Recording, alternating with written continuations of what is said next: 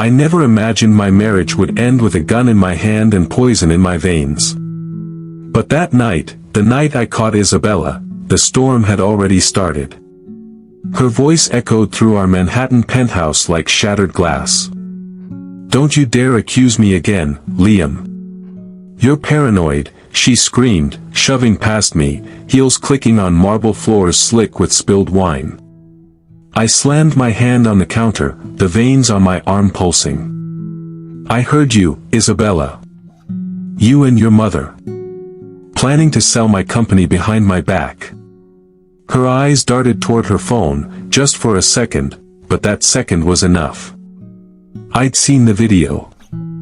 Her mother, Mia, sitting in that velvet armchair, whispering like a serpent. "Once he signs the audit papers, we'll have access to everything. You sell, you divorce him, and then the judge will make it all legal." And Isabella, my wife, had smiled. My wife. Now she stood before me, pretending. Her voice softened, trembling, tears shimmering under the chandelier. "Baby, please. I was angry that day. I said things I didn't mean. I'd never betray you. You're my husband." For a moment, I almost believed her. Her performance was perfect, the quiver in her voice, the shake in her hands. But the silence that followed was too clean. Too rehearsed. I took a deep breath, my pulse heavy in my ears. "Then explain this," I said, tossing my phone on the counter. The screen lit up, the video still playing. Her face drained of color. Her lips parted, but nothing came out. Just a soft gasp, the sound of guilt breaking. And in that breathless silence, I saw something flicker behind her eyes. Not remorse. Not fear. Calculation. That was when I realized she wasn't sorry, she was thinking. Thinking of what to do next. I didn't know it then, but that was the moment Isabella decided I had to die. She changed her face for a week like an actress practicing a role she hoped would buy her time. Every touch was too practiced, a brush of the hand at breakfast, a kiss that tasted faintly of perfume and lies. She cooked my favorite meals and laughed at my jokes the way she used to when we were young, when the world still felt reparable. I should have smelled the rot earlier. Instead I let it coat everything. Her mother, Mia, stopped visiting so often, the judge's name never came up. For 7 days the apartment filled with silk and apologies so sweet they almost made me forget the velvet armchair, the whisper, the plan I'd seen on video. The contrast was cruel. The woman who told me she'd never betray me was smiling across the table with a fork halfway to her mouth. On the 8th night she set the table like a peace treaty. Candles, the good plates, a bottle of Bordeaux I hadn't opened since our 10th anniversary. She poured for me with hands that trembled just enough to sell sincerity. "Liam," she said, softer than I'd ever heard her, "I was selfish. I was scared. I would never take Eric from you." Her eyes shone with a practiced shame. "Please. Let's bury it and move forward." I believed it. I believed it until I didn't. We ate. We talked about nothing, the small talk of people trying to build normalcy on cracked glass. After dessert she reached across the table and placed a tiny cup of herbal tea in front of me, warm, fragrant, harmless. "Drink," she said, voice a whisper. "It'll help you sleep. You've been so tense." The first ache hit like a damp fist behind my eyes. Then the room spun, and the salt of my sweat tasted wrong. I stood up and the candle flame stretched like hands. "What did you put in this?" I managed. My voice sounded far away, like it came from a corridor.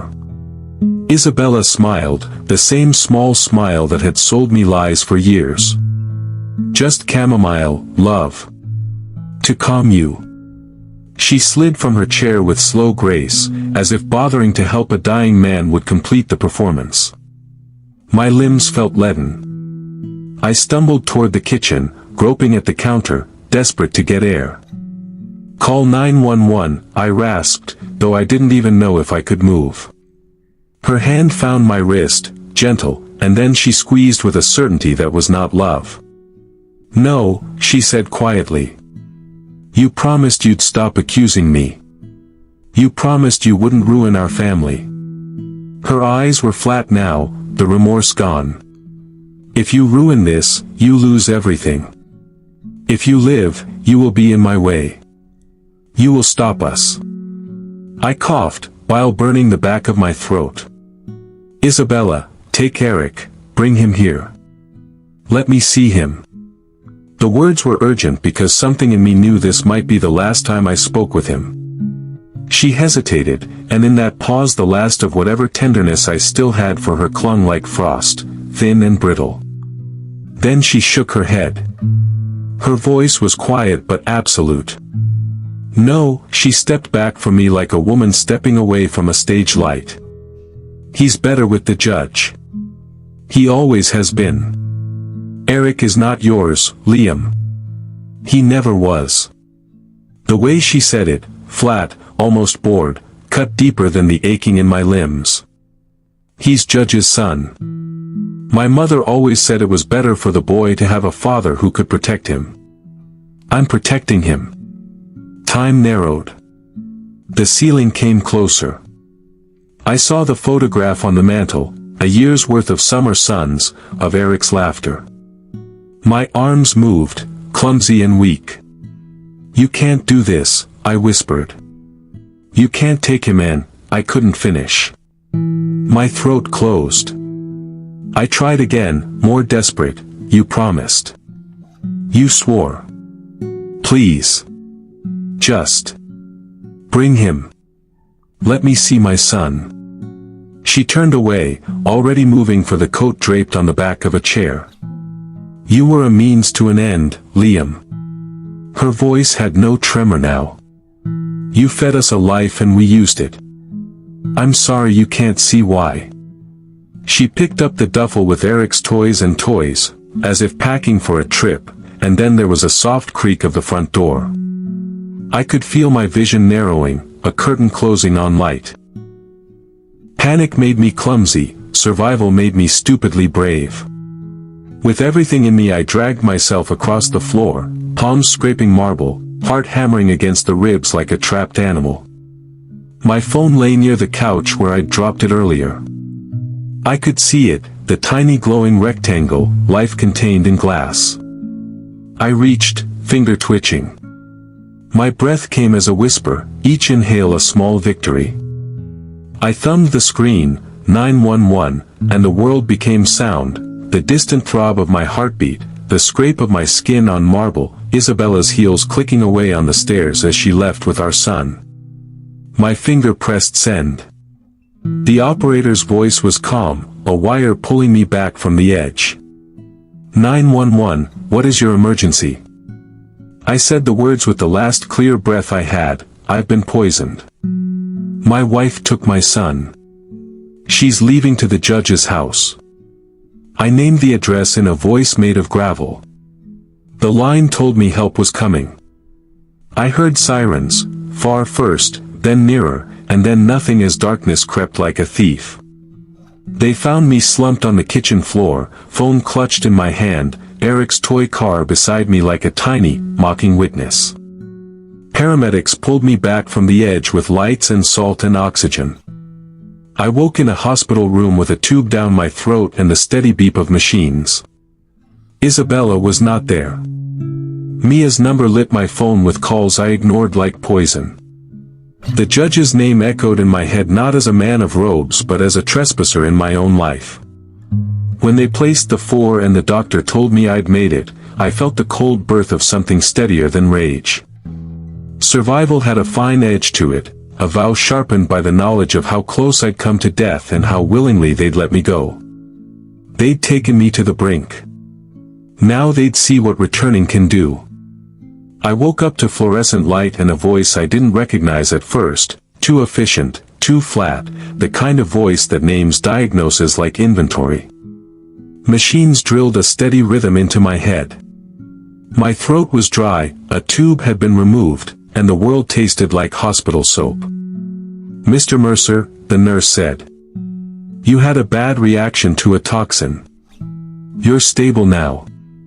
She spoke like she'd been reading the same sentence all morning, but in her eyes I saw the slight hollow that comes after seeing people close to death and yet not having answers. "We've notified the police. They'll be in touch." Police. The word landed like a rock. I pushed up on one elbow and the world pitched. A doctor in crisp blue asked me a few clipped questions: allergies, medications, last meal. I told him what I could remember: the tea, the dinner, Isabella leaving with Eric. He nodded as if hearing routine testimony, then paused. "You were lucky. The toxin was fast-acting. Without the ambulance you'd have been gone." They asked if I wanted family called. I watched the ceiling and said nothing. I didn't want my mother's voice, or Isabella's lies, or Mia's frantic calls mapped to pity. I wanted leverage. I wanted a plan. I wanted to make the world they'd construct for themselves collapse, legally, financially, and in a way that would leave their names a stain. Once they discharged me, I moved into an Airbnb in Midtown, sterile, anonymous, a place a man can think without his own photos accusing him. The first day I did nothing but breathe and test my limbs. On the second day, I called Mara, my old corporate counsel. She smelled of coffee and courtroom hours the moment she answered. "I have evidence," I told her. "Video. A voice. A timeline. My wife tried to kill me and stole our son." There was a pause. Then the click of a pen. "Send it." Mara and I sat across from each other in a conference room with no windows. I played the videos, the one taken on Mia's phone where she whispered about the audit, and the second, the shaky footage from the abandoned room where Evelyn's voice demanded forgiveness while Eric's toys lay on the floor. I watched Mara's face go from professional neutrality to the hard, careful arithmetic of someone who smells a case. "You need a forensic analysis," she said. "We get timestamps, chain of custody, everything. We file an immediate temporary custody petition. And we get a protective order. If she tries to move Eric to the judge's residence, we put a freeze on that." That night I began to build the other piece, the dark piece. I sat in a bar in Chelsea, away from the glossy restaurants and the safe faces, and made a list of every person who could hurt them without leaving fingerprints. I wrote names of private investigators, former soldiers turned consultants, men who understood how to make an accident look like an unfortunate sequence of choices. I put the names into categories: expose, bankrupt, ruin, remove. I didn't like the list the way a man likes the only tool that can keep him alive. But there it was, two paths. The first, surgical, public, lawful. The second, final. Both required patience. The next week I watched their world from the periphery. Isabella posted a photo of Eric at the playground, tagged at a private school far uptown. Mia went on Instagram and posted a framed image of brunch, captioned, "New Beginnings." The judge, the final piece of their triangle, posted a statement about transition on his official page. Public images like theater props. I leaked a single anonymous tip to the securities lawyer who'd once envied my firm. It was a breadcrumb, an odd invoice and a shell company name tied to the judge's private foundation. He called me back in an hour. "If you're right, this could spook the board," he said. "But you need a smoking gun." So I found one.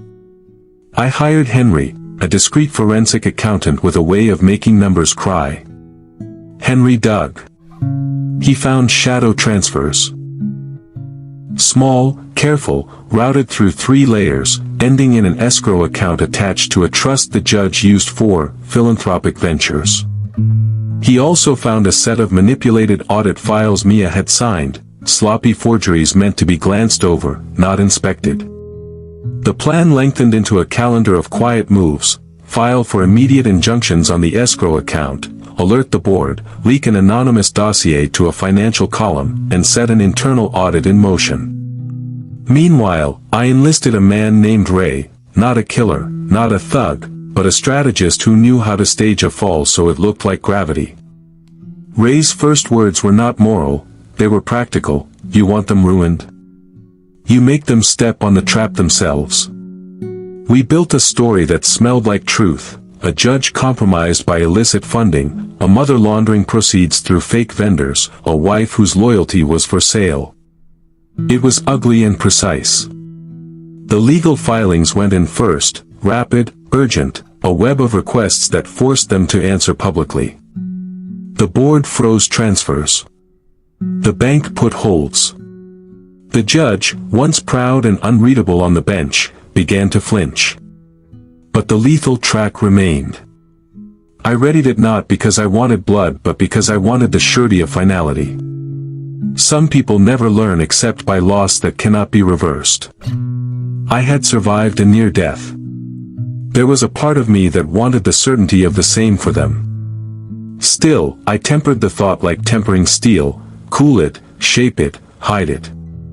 In private, I began to collect small, seemingly innocent evidence that would make them overreach: a fake donor conference invite sent under a trusted name, an account mistakenly exposed to curious auditors, a friend of the judge's confident enough to leak a veiled threat about exposure. Each move was a tiny prod. I wanted them to move, to cover, to lie, to panic. I would only pull the lever when their scramble made the most ruinous collision. There were nights when the bed felt like a trap and nights when the silence was a mercy. I walked the city, through Tribeca to Flatiron, watching my company's skyline glitter harmlessly as if nothing had happened.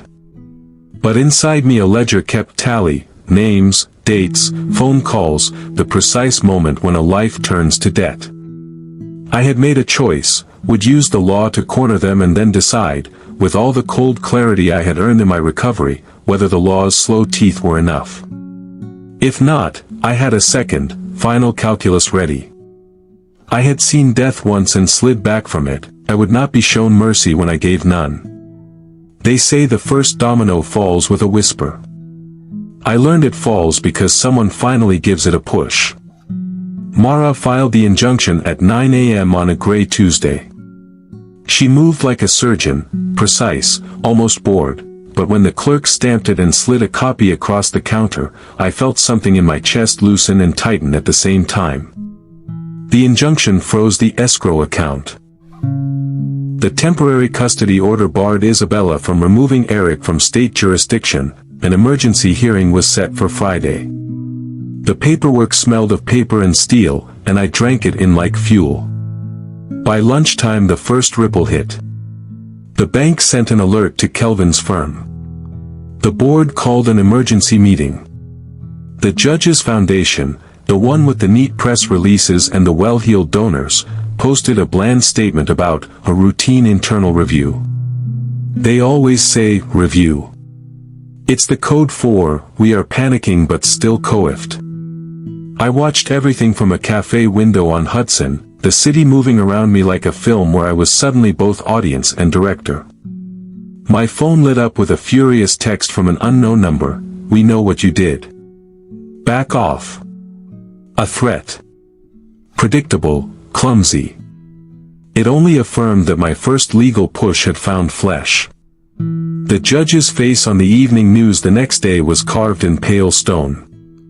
He read a statement with a voice polished over years in courtrooms: I welcome any investigation and will fully cooperate. The camera lingered on his ring, his tie, the way his jaw tightened.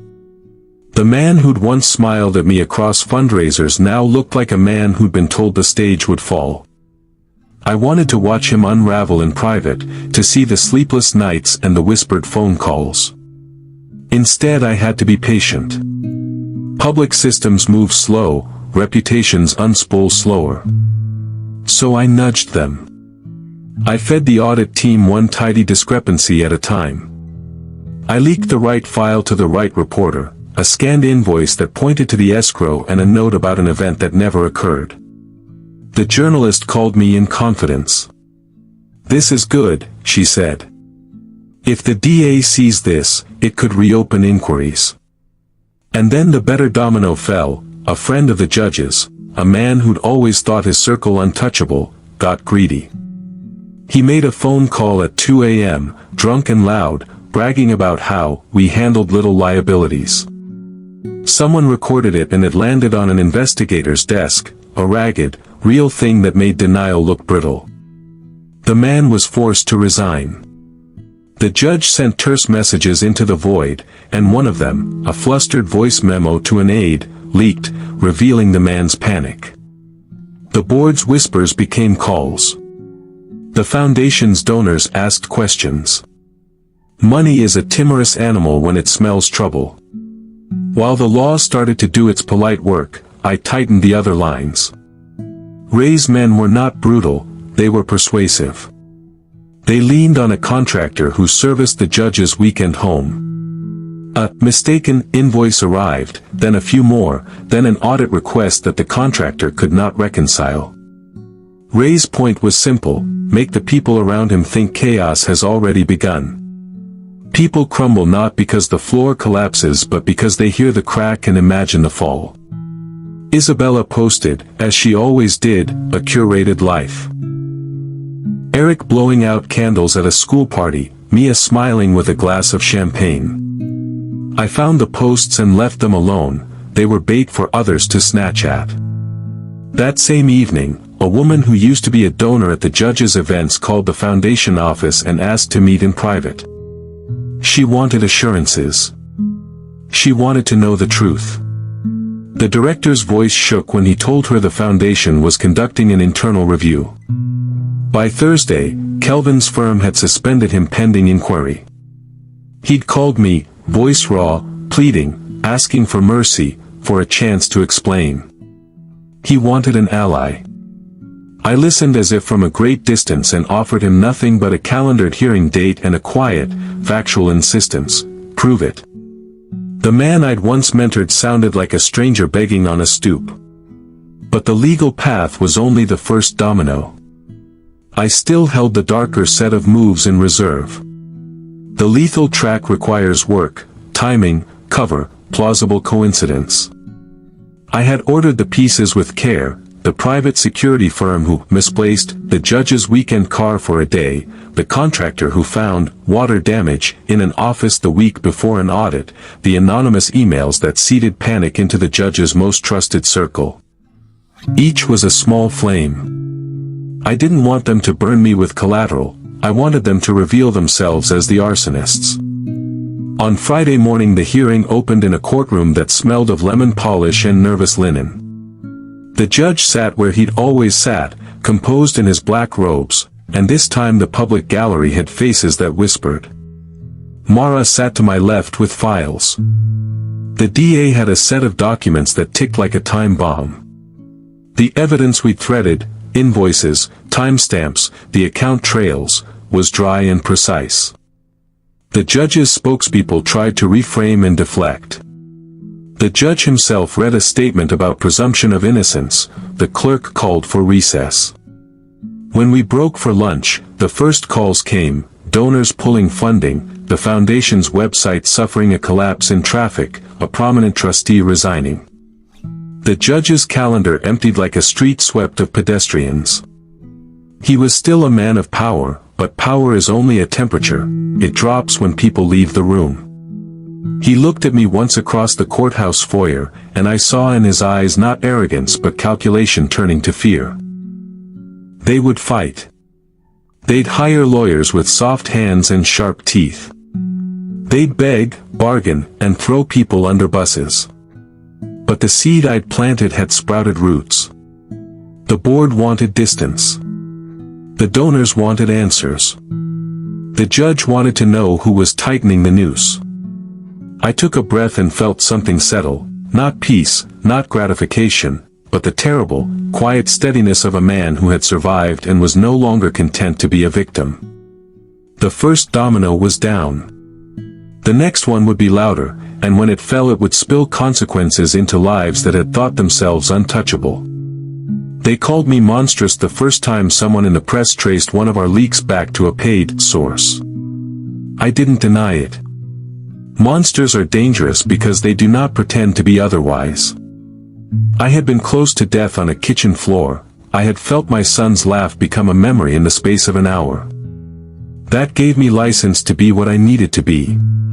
The courtroom had been the polite hand that rattled their cages.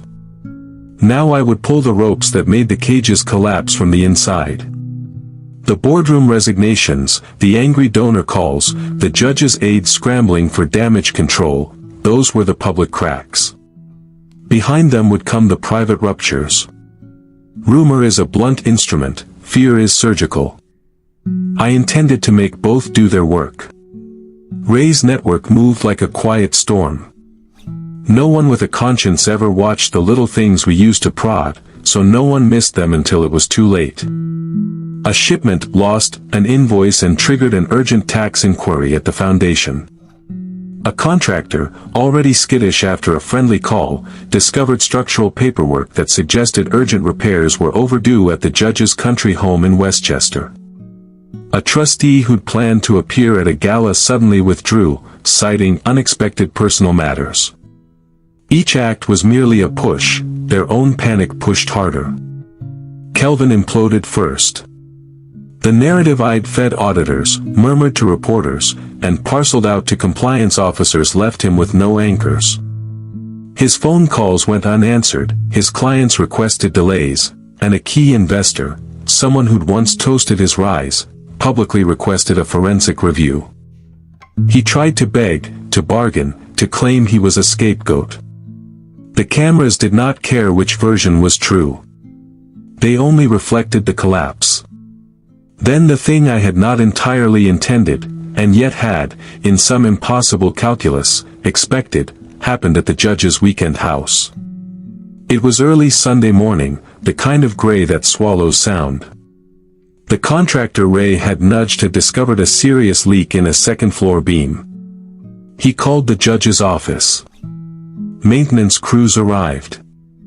They hustled people out, warned of structural danger, and recommended the house be vacated until repairs. The judge's schedule was shredded.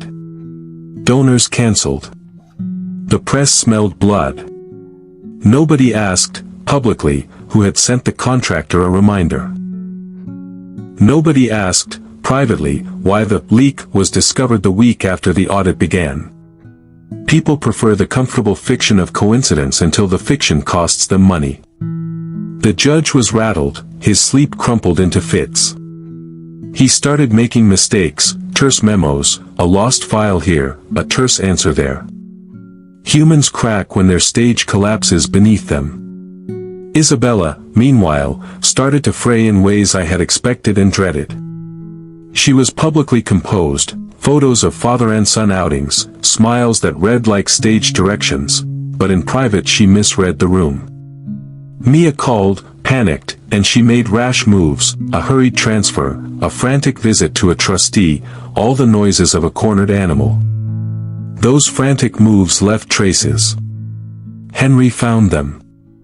The DA's investigators smelled them like hounds on a trail. I remember sitting in the car outside a courthouse cafe the day a courier delivered a packet to Mara. It was a small thing, a sealed envelope with a single paper inside and a sticky note that read, "For when they think the law is enough." The paper had a few lines of an email between a donor and a fixer, references to remediation and expenses. On its own it would be nothing. Layered with the invoices Henry had found, it became a map. They started to move like men trying to outrun a shadow. The foundation's chief of staff resigned, the judge's calendar lost months. Evelyn's name, Mia's name, began appearing in discussions among committee members as if she was the pest in the rafters. The DA subpoenaed bank records. Kelvin was suspended, the judge took an indefinite leave of absence. The public was hungry for spectacle, and we were feeding it a slow, gambling meal. But public disgrace is not the kind of end I'd tasted on the kitchen floor. I had the darker set of levers for a reason. Law humiliates, other means can finish. I will not narrate the technical steps, there are lines you do not cross in manuals, and I will not hand anyone a blueprint. But I will say this, I engineered situations that made their bad choices look inevitable. I made their panic predictable. People in panic act with a guilelessness that leaves fingerprints. I set snares for those instincts and watched as their own scrambling turned their stories into rope. 2 nights later, at a small private gathering for donors in Tribeca, one of the judge's most public allies suffered a seizure, sudden, violent, and terrifying, and was taken away in an ambulance. They called it a medical incident. It ruined that evening's momentum. The trustee resigned the next morning, citing health reasons. The judge's circle thinned visibly. We did not celebrate the man's suffering, we marked it as consequence. The world is kinder in language than in action. I watched Isabella's face when she heard the news. She came to me, voice raw, pretending concern. "They're falling apart," she said. "This is too much." She clasped my hand, and for a second I allowed the memory of our early days to flash, small kitchens, laughter, scraped knees. Then I remembered my kitchen floor, the taste of hospital soap, Eric's toy car on the tile. The memory hardened into resolve. The DA's office began to move faster. Subpoenas were issued. Phone records were searched. I fed them what I had, everything Henry had found, every suspicious transfer, the contractor's notes, the emails that suggested a pattern of concealment. Each document was a small hammer. The DA began calling witnesses. The headlines shifted from rumor to indictment. The judge's press secretary sent terse rebuttals, donors whispered and fled. The social world that had propped their salvation up was eroding. Then, the final act before the fall, Isabella tried to run. She booked a car, called Mia, packed Eric into a waiting SUV, all in the blink of a citizen trying to escape a storm. She thought speed would equal safety. She thought a child and a duffel could outrun legal momentum. Ray's men, invisible like footsteps in a long hallway, intercepted the SUV on a dark stretch of I-95, south of New Haven. They blocked the lane with calm efficiency, lights flashing like a warning. There was no violence at first, there was only the quiet command of men who told the driver to step out and wait. A deal was struck in the cold light. Isabella would be escorted to a local PD station for questioning if she handed over a small, incriminating device she'd been carrying, a thumb drive with encrypted files. She protested. Kataset cons entire vedetta, silence often agrees. She handed over the drive. In return, Ray's people left her with her son and a demand: appear at a neutral witness room tomorrow and answer questions. The exchange looked like a bureaucratic scuffle, the result was the same, a crack in her armor. In exchanges like that, humans show what they are. Isabella's face had red from panic and humiliation, she'd chosen haste, and haste left marks. The drive's contents were a revelation. Encrypted files unrolled into lists of offshore accounts, scanned minutes, and a ledger Mia had maintained, names, dates, amounts transferred. It was more than gossip, it was paper evidence of a conspiracy. Henry's eyes went steady as he read it.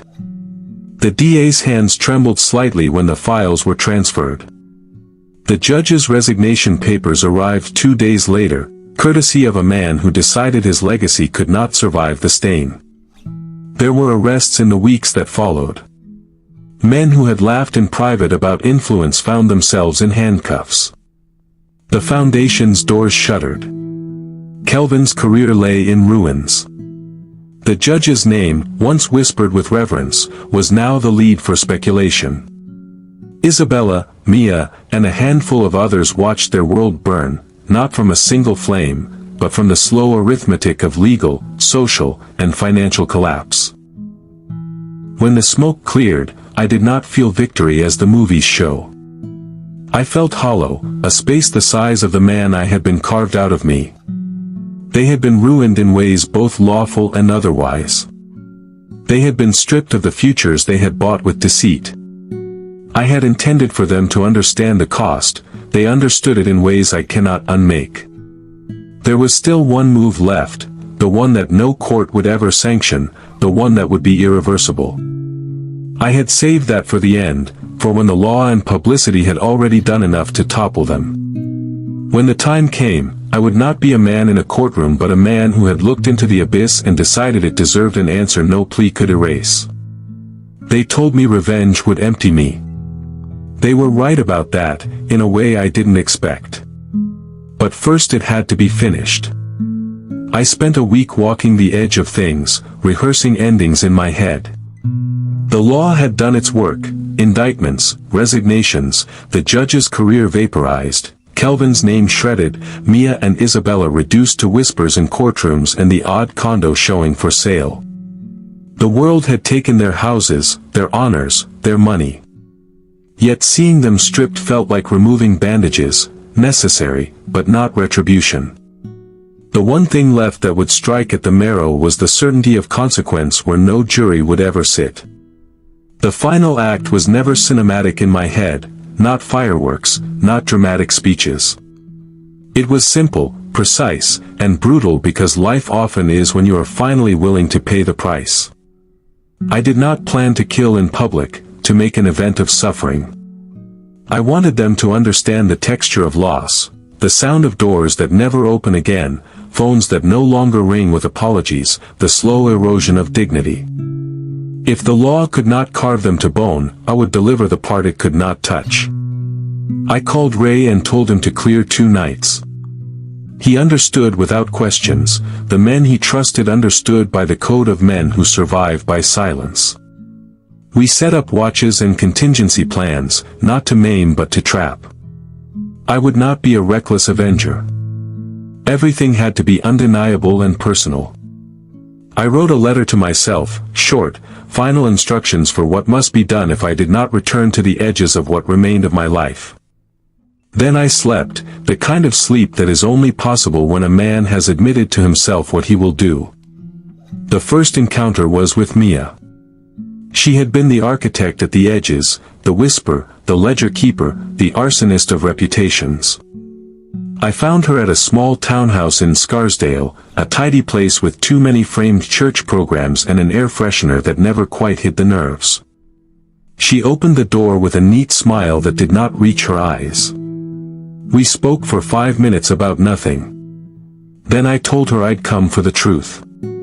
She laughed, then cried, then pleaded. Old women know how to sound younger than they are when screaming for mercy. I listened to all of it like a man learning a language he already spoke. When she stepped forward, palms pressed together, I saw the path I had walked mirrored in her face, fear and calculation. I didn't scream. I handed her the evidence I had assembled, the ledger printouts, the tape transcripts, the photographs of transfers she'd thought encrypted. I placed them on the table like a verdict. Look, I said. You told me we were raising a family. You told me you did it for Eric. You lied. Her face crumpled, and for the first time the proud matriarch seemed small and mortal. What I did next I will not pretend was heroic. I called the DA, quietly, calmly, and told them I had new evidence. Then I sat across from Mia, sure she would be arrested, sure she would be taken by the state and judged. In the end, the law took her. She was indicted on charges that would keep her from ever attending another school play or charity luncheon. The sound of the cuffs snapped through the room like a final chord. She looked at me as if to say, "You did this." I nodded, a man who had finally balanced his books. Isabella was more complicated. She was the wound I could not stop picking. She had taken our son, she had tried to end my life, she had turned our house into a bargaining table. She was also softer than her performance suggested, and that, perhaps, made her more dangerous. I baited her with what a conniving heart could not resist, a supposed settlement meeting, neutral ground, legal monitoring, the chance to salvage what remained. She came to the loft in Hoboken, gray light bleeding across the river, clutching Eric like a talisman. She was furious, brittle, and beautiful in the way broken things are. When Eric ran from her and into my arms, it felt like the sun, brief, immediate, almost blinding. He was 6, smelled like pancakes and school glue, and he did not understand why men with suits and tired eyes had been around him these last months. My heart did not unfracture, but his little hands fit into mine, and that was enough to anchor me in the moment. I gave her the choice that day to speak truth, to tell Eric who his father was in a way that made sense, to apologize fully. She did none of those things. Instead, she spat venom about survival and said the words that had been flung like knives when I lay dying, "You were a means to an end." Her eyes were hard when she said it, but when Eric tugged at her sleeve for a cookie she put on a smile meant for cameras and said, softly, "We have to go, baby." The trap I set was not a spectacle. I let her leave the loft believing we were arranging a handoff. Ray's men shadowed the SUV to a cul-de-sac outside the judge's former estate. The driver was an ex-military man whose hands never trembled. When the judge's security detail saw the car, they waved it through, complacency built on a string of favors. That string was trimmed precisely at the junction I had chosen. I had orchestrated a transfer in which the judge's estate would receive Eric for a supervised weekend. It was the perfect story to ring in the judge's recovery narrative, a man reclaiming his child in a time of hardship. They opened the gate. They welcomed the mother and child. Then the lights came on, the cameras concealed, and they played the recorded conversation, Isabella's admission that Eric was not mine but the judge's, back to back with me as accounting excerpts. It played through the judge's speakers in the great hall like a procession of truth. Men with federal badges moved carefully through gilded halls.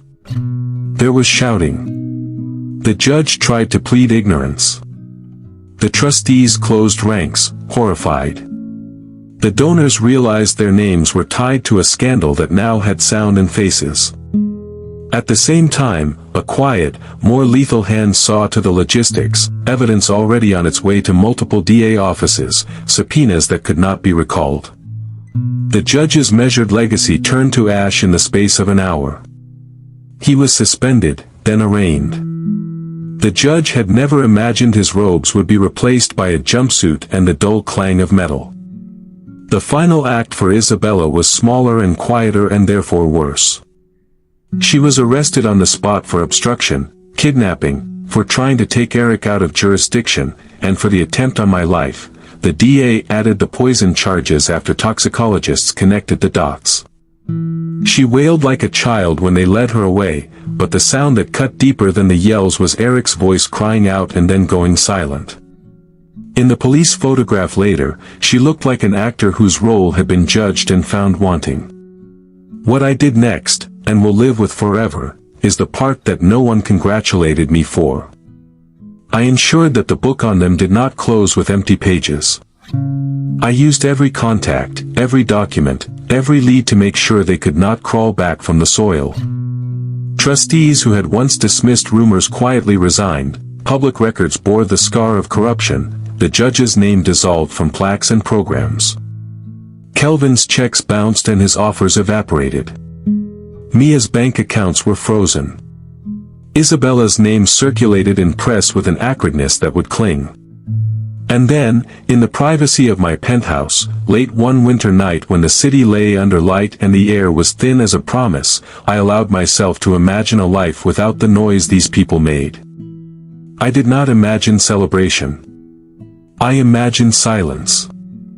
I imagined Eric, older, visiting sometimes, asking sharp questions, and me giving him the truth as I saw it, with the caveat that truth is a blade and should be wielded as sparingly as possible.